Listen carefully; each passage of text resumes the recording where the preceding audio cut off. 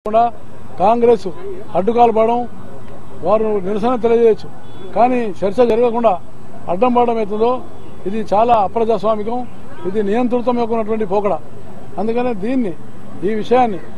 ఉదాహరణగా GST bill ఉంది కాంగ్రెస్ పెట్టినటువంటి జీఎస్టీ బిల్ ల్యాండ్ బిల్ ఉంది మా లేబర్ డిపార్ట్మెంట్లో చైల్డ్ లేబర్ అమెండ్మెంట్ యాక్ట్ ఉంది ఇలాంటి అనేకమైనటువంటి ప్రముఖమైనటువంటి బిల్లులు ప్రజాహితం కోసం పేదల యొక్క ఉన్నటువంటి హితం కోసం పాటుపడి వాటిని అభివృద్ధి చేద్దామనేటువంటి కాంగ్రెస్ పార్టీ ప్రత్యేకంగా సోనియా గాంధీ రాహుల్ గాంధీ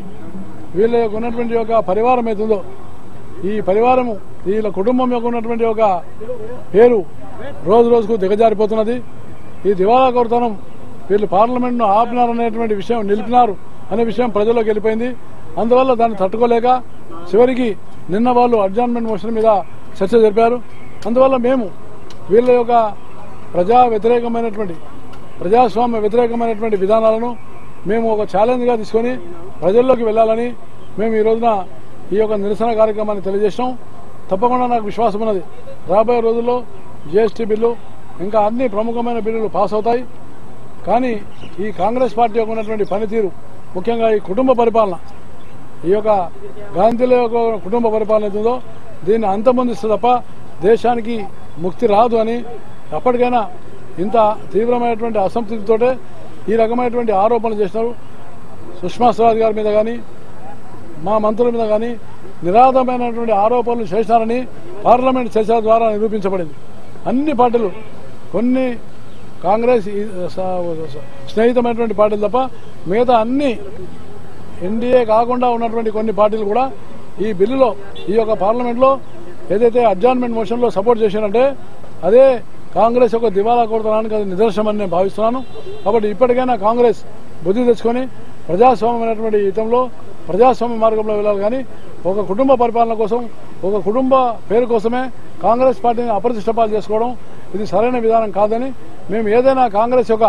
యూపీఏ పాలన యొక్క కుంభకోణాలు వాళ్ళు ప్రవర్తిస్తున్నటువంటి తీరును ప్రజల్లోకి తీసుకెళ్లడానికి మేము ముందు ఒక భవిష్యత్ కార్యాచరణ ప్రణాళికను ఏర్పాటు చేసుకుంటాం. కాంగ్రెస్ కూడా ఇదే చెప్తుంది మీ అవినీతి మంత్రుల రాద్ధాంతాన్ని మొత్తం కూడా ప్రజలు గ్రామీణ స్థాయి వరకు తీసుకెళ్తామని చెప్పి అంటుంది. ఇప్పుడు సభ జరగనీయకపోవడానికి కూడా మీ అవినీతి మంత్రులు రాజీనామా చేయలేరు కాబట్టి సభను అడ్డుకున్నాం గతంలో మమ్మల్ని కూడా అదే విధంగా అడ్డుకున్నారని చెప్పి రాజకీయం చేస్తుంది.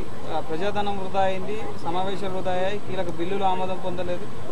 వీటన్నిటికీ కూడా మీ అవినీతి మంత్రులే కారణం అని చెప్పి కాంగ్రెస్ చెప్తుంది. నిన్న పార్లమెంట్లో జరిగినటువంటి తీరు నిన్న పార్లమెంట్లో మాట్లాడినటువంటి యొక్క వివిధ పార్టీల యొక్క ఉన్నటువంటి నేతల యొక్క ఉన్నటువంటి అభిప్రాయాలు చూస్తే సుష్మా స్వరాజ్ గారి మీద ఏ ప్రాథమికమైనటువంటి ఆరోపణలు అనేటువంటి లేవు అనేది ఇది చాలా స్పష్టంగా చెప్పబడింది. వాళ్ళ బీజేడీ పార్టీ కానీ తృణమూల్ కాంగ్రెస్ పార్టీ కానీ అదేవిధంగా టీఆర్ఎస్ పార్టీ కానీ అన్ని పార్టీలు చాలా సమాజ్వాదీ పార్టీ కానీ ఇలాంటి పార్టీలన్నీ కూడా భారతీయ జనతా పార్టీ ఎన్డీఏలో లేనటువంటి పార్టీలు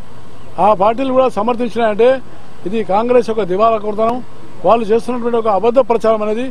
ఇది బట్టబయలైంది. అందువల్ల రాజీనామా అనేటువంటి ప్రశ్న లేదనడానికి కారణం ఏంటంటే ప్రాథమికమైనటువంటి సాక్ష్యాధారాలు ఎక్కడ లేవు అవినీతి అనేటువంటి విషయమే ఇక్కడ లేదు అందువల్ల ప్రాఫిట్ ఆఫ్ ఆఫీస్ అనే విషయం కూడా ఇక్కడ లేదు ఇవన్నీ కూడా నిరూపించబడ్డాయి. అందువల్ల రాజీనామా అనే విషయం ప్రసక్తి రాదు అని మేము ముందే చెప్పినప్పటికీ కావాలని మొండి వైఖరితోటి కేవలం రాజకీయ లబ్ధి పొందుతున్న ఉద్దేశంతో వాళ్ళు ముందుకెళ్లినారు. ఇప్పుడు ప్రజల్లో వాళ్ళు ఖర్గే గారే స్వయంగా చెప్పినారు మమ్మల్నే ప్రజలు అడుగుతున్నారు మీరు ఎందుకు పార్లమెంట్ ఆపుతున్నారని అడుగుతున్నారని మేము ఈ చర్చ చేస్తున్నామని చెప్పి ఖర్గే గారు చెప్పడం అంటేనే ఇది సాక్ష్యాధారం ప్రజల్లో వ్యతిరేకత పెరిగింది కాంగ్రెస్ పట్ల దీన్ని ఇంకా మేము పెద్ద ఎత్తున ప్రజల్లోకి తీసుకెళ్ళడానికే మేము ఈ కార్యక్రమం చేపట్టాం. 22 బిల్లులు చట్టరూపం